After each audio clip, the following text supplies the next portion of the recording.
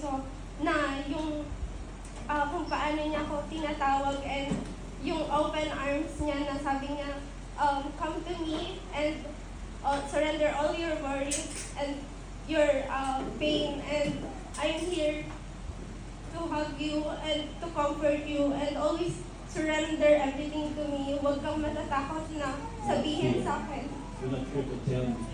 What was Jesus wearing tonight?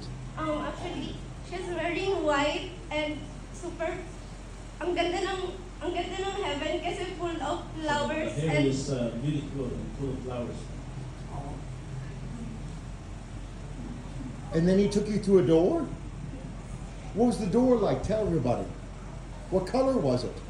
it is, puno, ano siya, color, open lang siya and meron siyang mga flowers bawat side and also dun sa cup niya. Then, meron siya dong throne which is, dun niya ako dinala and niyakap niya ako dun. There's a throne there and then God comes to there. What did you feel being with the throne? Super po, I'm super blessed na na-experience ko po yan and super gaan po na nayakap ko si Jesus.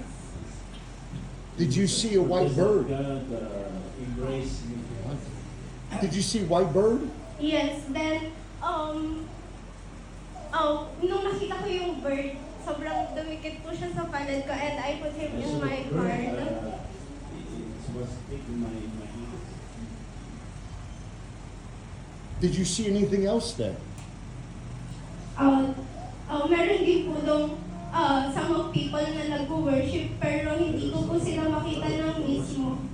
Hindi ko po sila maaninag ng mismo pero si Jesus po yung pinaka nakita ko siyang niyayaya niya po ako and dinala niya po ako dun sa open door na And Jesus invited you and bring you to the open door. And you saw flowers. yes. Did you see any animals? It's a bird. The bird. What was your favorite part of heaven? Tell everybody. The throne with Jesus. Hallelujah!